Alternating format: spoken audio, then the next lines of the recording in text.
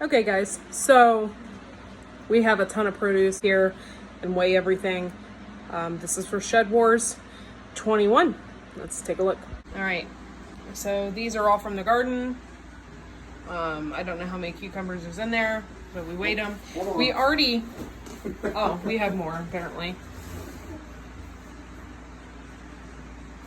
I didn't know he was doing this.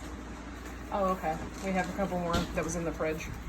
Okay, so we already tared this out. So we are at 7 pounds, 7.45 for the cucumbers, and we have more, so I'm just gonna add those in there in a second. Sure. Okay, so we taroed this out. It's at 0. Oh, I just touched it, sorry. We had to put these in a bag. These are our garlic that we had picked already, and we're at 1.85 pounds of garlic. So there's our garlic. Next year I hope it to be much more than that. This is our first successful year growing garlic, and we're gonna do it again next year bigger. Yeah. So there's that. Okay guys, so we're back at it again today. Right now what we're going to do is we are going to harvest our celery. I did a lot of research and stuff online. It says that you can harvest celery anytime after it, 6 inches. We're gonna go ahead and harvest that, and then what we're gonna do for Shed Wars as well is we're gonna measure. So let's go ahead and we'll go out and do it. Okay, so I was just in here earlier and I cleaned up the garden. I weed whacked everything. Everything is looking so good. There's one surprise I wanted to show you real quick. It's this potato patch, which is, it's insane. In fact, if you can tell, this video really doesn't do it justice. This is almost comical. We weren't expecting this, but if you can see here, the soil is heaped up because there's so many potatoes in the bucket. Yeah. It's actually pushed the soil up. There's a potato that is above but it was covered up in, so I don't think it's going to be poisonous, but look at the size of that. Those are purple potatoes. Yeah, purple potatoes. And you can see the soil in all the buckets is they're ready. They're getting huge. It's heaved up. We're going to let these die out a little bit more, and then we're going to dump these buckets and see what we got. Yeah, but this potato has got me so excited for what could be underneath. That's awesome. Yeah. All right, so here's the celery, guys. This is the moment of truth. I worried about this stupid celery. I did a lot of, worrying about it, but check this out. First one might be the tallest.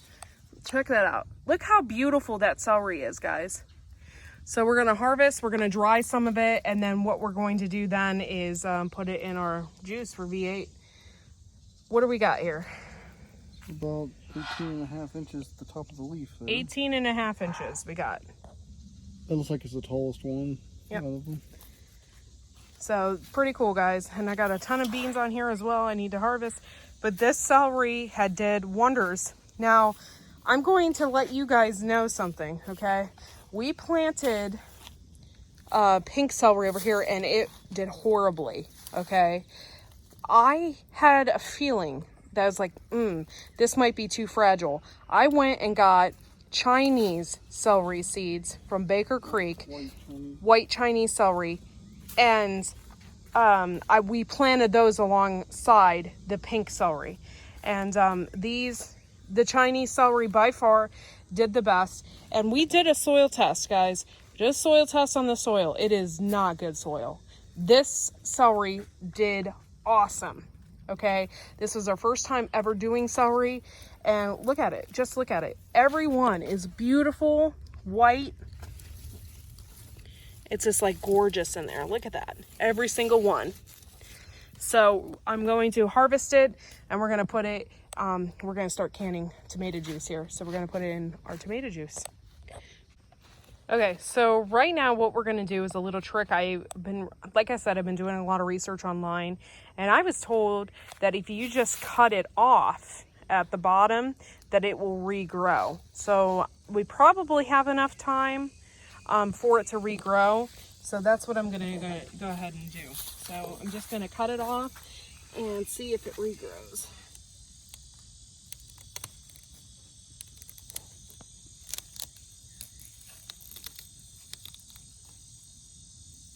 safety.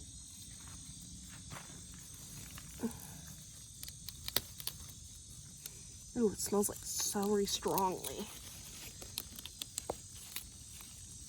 All right.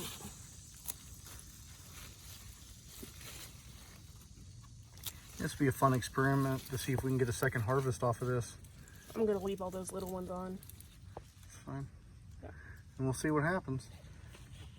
Oh my God.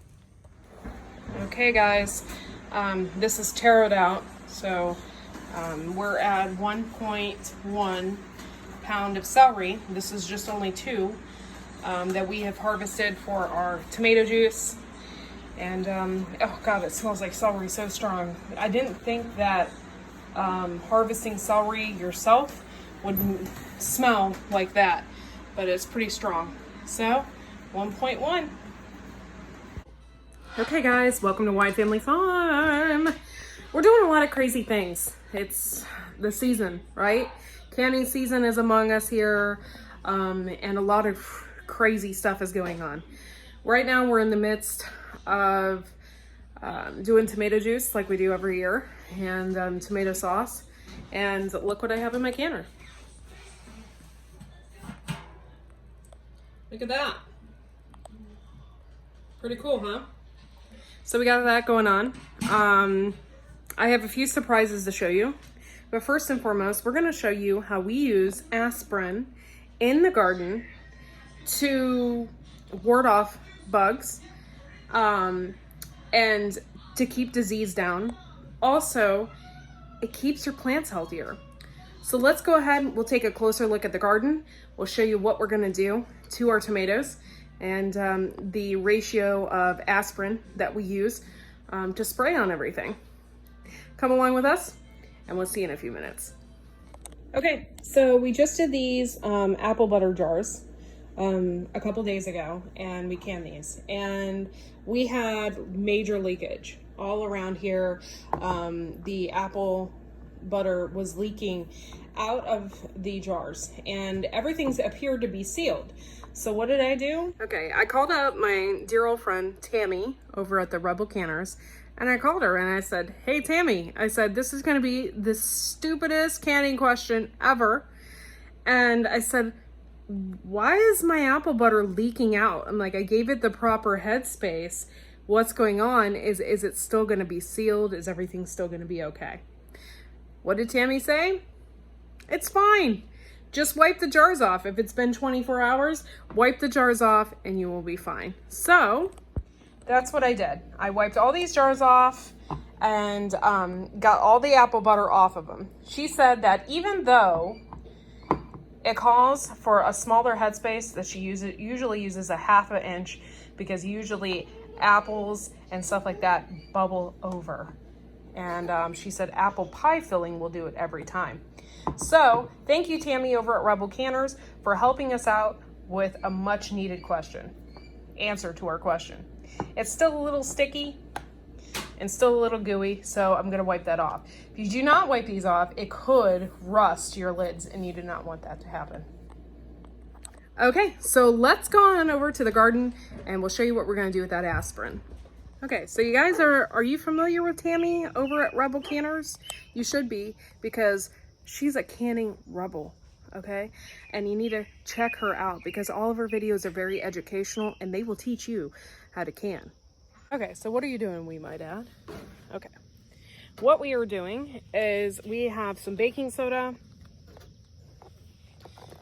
and I gotta pop it open. I've never used this before. Basically what we need is, this is a tablespoon, so we're gonna have a tablespoon of baking soda. You can do it without dropping it all over the place. She got a gimp helping her here. So.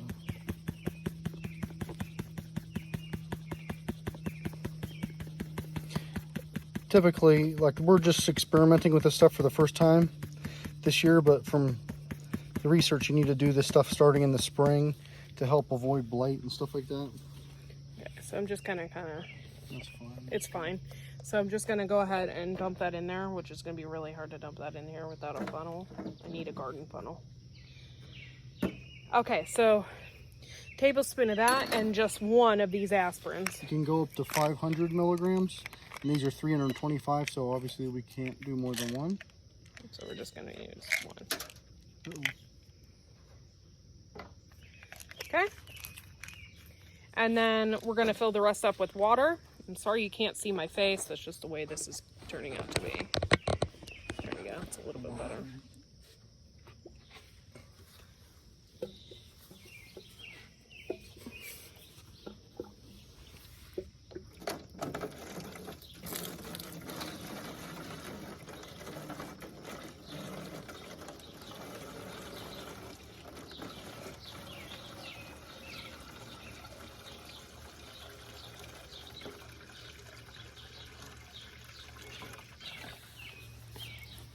At the top, I can't see it. No, It's you're cloudy.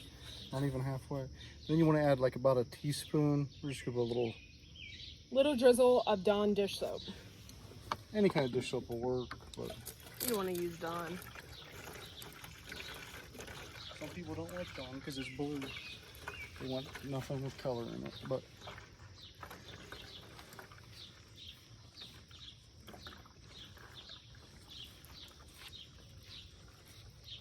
there you go. All right, filled it to the top. There you go. I like it. Putting a lid on it. You shake it. You just shake it up. Probably best to just do it like this. It's full, so it's really hard to shake.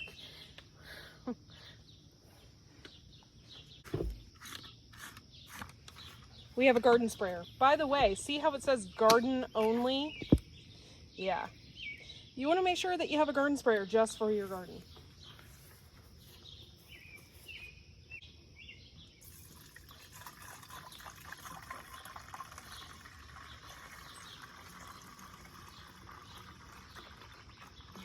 What is that? It's a worm. It looks like a snake. A big old night crawler. Yeah.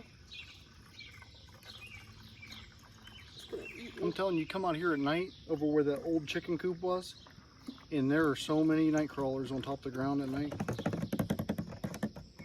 So they must have dissolved because it ain't in there. Right? Yep, it dissolved really quick with the baking soda.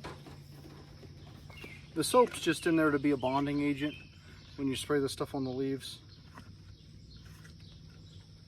You can do this every 7 to 14 days, like most things that you do in the garden. Depending on rain, if it rains a lot, you're gonna want to do it every week. If no rain at all, then you can go 14 days or better. So what does aspirin do, you say? Okay, the very first sign of blight, you spray it on your tomatoes, any plant, and it will help make it stronger, better, disease resistant, and bug resistant.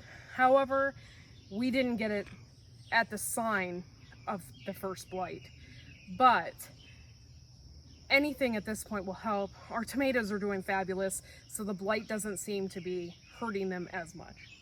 So what we're gonna do is, I got this all pumped up and I'm gonna spray the tomatoes.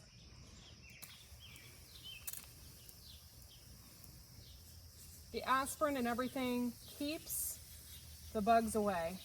Not only does it keep the bugs away, makes your plants stronger. We're trying all organic methods here, guys. I don't know if you can call aspirin organic. It kind of is. It comes from a tree, so. But from some of the videos that I've watched and some of the reading and stuff, they say that the aspirin, like, it mimics a chemical that your tomato plant releases when it's in stress, so that it kicks the plant into like defense mode. And some people say that their plants are really healthy after, like, they really green up and like they're really boosting. So we'll see what happens. It's our first time doing this.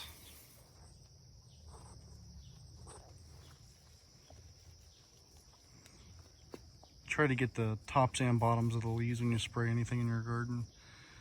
But yeah, these plants are starting to take off pretty good. That's probably a little over 7 foot high so far. Last year we literally had plants peeking out over 10 feet and they were loaded with fruit.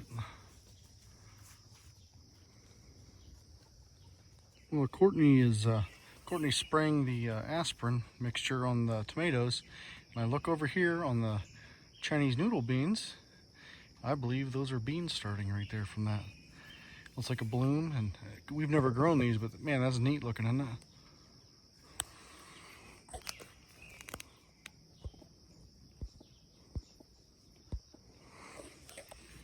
Okay guys, thank you so much for taking the time to watch our videos. Make sure to like and subscribe. I hope you liked this video. It was like a medley of all different things that we are doing today around the household. When I say that we've been busy, we have been extremely busy. And thanks for coming along with us. The aspirin that we used was just like cheap old aspirin from the grocery store.